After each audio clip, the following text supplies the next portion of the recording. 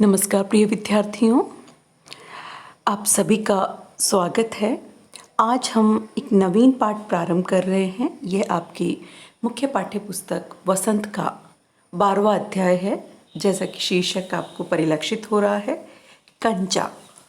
बेटा, ये एक ऐसा शब्द है जिससे आप सभी बहुत अच्छे से परिचित हैं। बिल्कुल सही समझ रहे हैं आप। कंचा मतलब जो खेलते हैं कंचे, उनके बारे में बिल्कुल सही आप समझ रहे हैं और आपकी उत्सुकता जो है और अधिक बढ़ती जा रही होगी।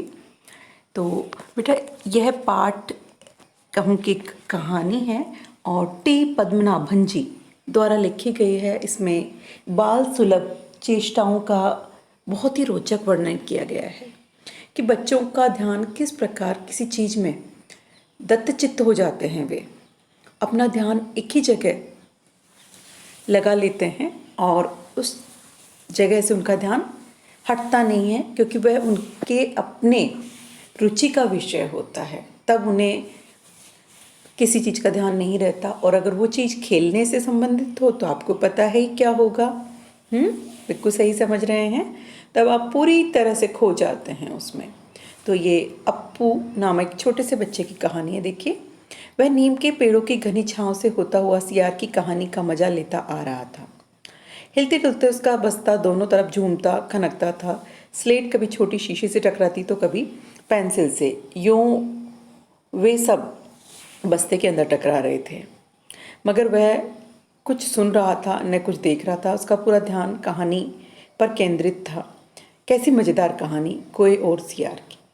यही होता है जब आप अपने किसी पसंद की चीज़ के बारे में सोचते हैं तो हमारा ध्यान और किसी चीज़ पर नहीं होता है। तो अप्पू का ध्यान भी उस कहानी पर ही है। सियार कोए से बोला, प्यारे कोए, एक गाना गाओ, तुम्हारा गाना सुनने के लिए तरस रहा हूँ। कोए ने गाने के लिए मुंह खोला तो रोटी का टुकड़ा जमीन पर गिर पड़ा। सियार उसे उठाकर 9-11 हो गया। वह जोर से हंसा, बुद्धू कोआ। वह चलते चलते दुकान के सामने पहुंचा। वहां अलमारी में कांच के बड़े बड़े जार कतार में रखे थे। उनमें चॉकलेट, पीपरमेंट बिस्कुट थे। उसकी नज़र उनमें से किसी पे नहीं पड़ी। क्यों देखे, उसके पिताजी उसे ये सब चीज़ें ला देते हैं। मतलब कहने का मतलब यही है कि जो चीज़ें हमें सुलभ होती हैं उन पर हमारा ध्यान नहीं जाता है। फिर भी एक नए जार ने उसका ध्यान आकृष्ट किया। कंधे से लटकते हुए बस्ते का फीता एक तरफ हटाकर उस जार से सामने खड़ा खड़ा उसे ताकने लगा। नया नया लाकर रखा गया था। अब देखिए उस जार में क्या है।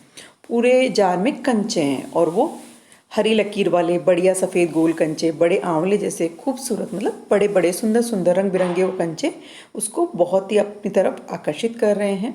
और देखते देखते जार बड़ा होने लगा और आसमान सा बड़ा हो गया, और वह भी उसके भीतर आ गया। वहाँ और कोई लड़का तो नहीं था, फिर भी उसे वही पसंद था। छोटी बहन के हमेशा के लिए चले जाने के बाद वह अकेले ही खेलता था। मतलब उसकी छोटी बहन अब इस दुनिया